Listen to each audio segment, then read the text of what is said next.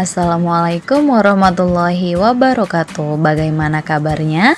Semoga semuanya tetap sehat dan masih semangat dalam belajar ya. Hari ini kita belajar tematik di tema 6 dengan materi IPS, yaitu memahami makna proklamasi kemerdekaan. Mari disimak dengan baik ya. Sebelum kita mengetahui makna dari proklamasi kemerdekaan, ada baiknya kita mengetahui isi dari teks proklamasi itu sendiri. Berikut adalah isi dari teks proklamasi. Proklamasi. Kami, bangsa Indonesia, dengan ini menyatakan kemerdekaan Indonesia. Hal-hal yang mengenai pemindahan kekuasaan dan lain-lain diselenggarakan dengan cara seksama dan dalam tempo yang sesingkat-singkatnya. Jakarta, 17 Agustus 45, atas nama bangsa Indonesia, Soekarno-Hatta. Nah, setelah kita mengetahui isi teks proklamasinya, kita dapat mengetahui makna dari proklamasi itu sendiri. Jadi, makna proklamasi adalah lahirnya sebuah negara Indonesia, atau sebagai titik puncak perjuangan bangsa Indonesia yang dilandasi oleh penderitaan rakyat akibat penjajahan. Kemerdekaan juga bisa disebut sebagai tanda bahwa kita bebas dari sebuah penjajahan. Kemerdekaan bangsa Indonesia juga ditandai dengan adanya de facto dan de jure. De facto yaitu pernyataan kemerdekaan Indonesia sesuai dengan kenyataannya, sedangkan de jure yaitu pengakuan dari negara lain. Ketika suatu negara sudah memiliki keduanya, yaitu de facto dan de jure, maka negara tersebut sudah bisa dikatakan sebagai negara yang merdeka. Selanjutnya, makna proklamasi juga dapat ditinjau dari berbagai aspek. Yang pertama, spiritual.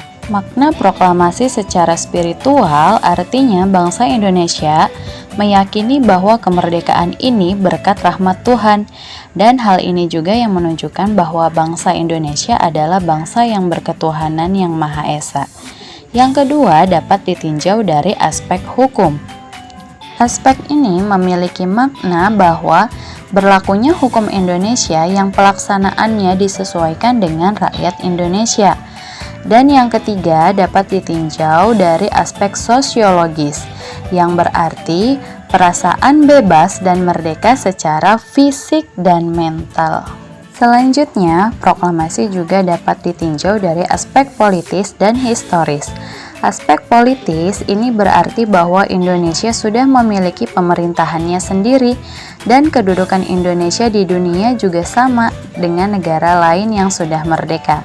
Kemudian ditinjau dari aspek historis, ini artinya merupakan titik puncak perjuangan bangsa Indonesia dalam mengusir penjajah dan menjadi titik awal Indonesia sebagai bangsa yang merdeka. Seperti yang sudah kita ketahui bahwa kemerdekaan adalah hasil dari perjuangan panjang para pahlawan kita. Nah, kita sebagai generasi muda bertugas untuk mewujudkan tujuan kemerdekaan.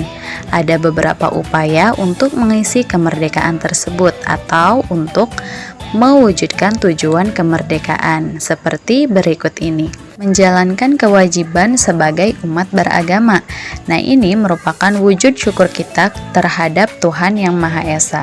Kemudian belajar dengan giat dan rajin, sehingga kita akan menjadi generasi yang cerdas, kreatif, berpendidikan maju dan tidak kalah dengan bangsa yang lain.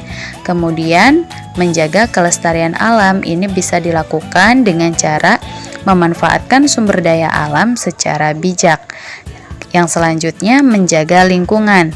Ini bisa dilakukan dengan mengurangi dan mengelola sampah menjadi barang yang bisa digunakan kembali.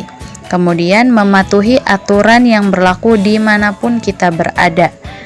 Lalu, memiliki kepribadian yang positif, seperti mandiri, bertanggung jawab, jujur, peduli, dan pekerja keras. Selanjutnya, ada sikap yang dapat kita lakukan dalam mempertahankan kemerdekaan. Yang pertama, rela berkorban. Sebagai makhluk sosial, sudah pasti kita membutuhkan pertolongan orang lain. Dengan sikap rela berkorban inilah kita bisa membina masyarakat yang harmonis. Kemudian, cinta tanah air.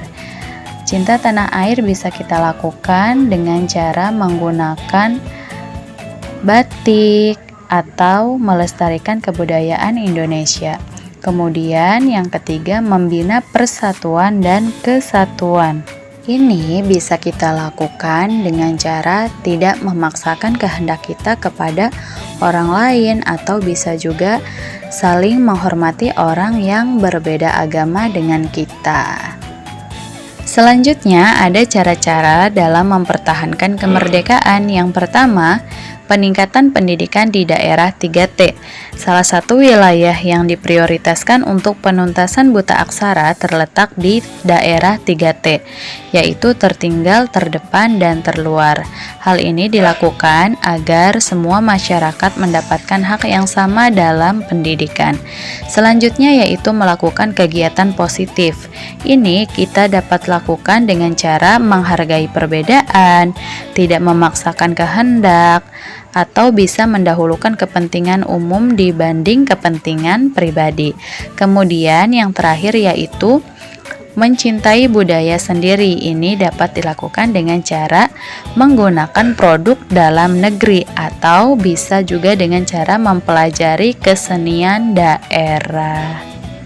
Selanjutnya ada upaya dalam mewujudkan masyarakat sejahtera.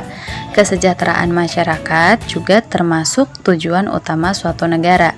Ada beberapa faktor yang mempengaruhi kesejahteraan masyarakat, yaitu pendidikan, lapangan pekerjaan, ketertiban dan keamanan, juga pemerataan pembangunan. Semua pihak dapat bekerja sama untuk mewujudkan kesejahteraan masyarakat. Contoh, kamu sebagai siswa dapat berperan dengan cara belajar yang giat untuk meningkatkan pendidikan di Indonesia. Kemudian, upaya pengembangan kehidupan kebangsaan yang sejahtera. Yang pertama yaitu toleransi antar sesama, meningkatkan kecerdasan bangsa, melaksanakan pembangunan di segala bidang, dan memperbanyak lapangan pekerjaan. Ketika semua upaya ini sudah kita lakukan dengan baik, maka kesejahteraan masyarakat pun sudah pasti akan terjamin. Nah, sekian pembahasan IPS di tema 6 ini tentang memahami makna proklamasi kemerdekaan. Menarik juga ya untuk dibahas. Nah, semoga bisa bermanfaat untuk kita semua. Terima kasih sudah menyimak dengan baik. Wassalamualaikum warahmatullahi wabarakatuh.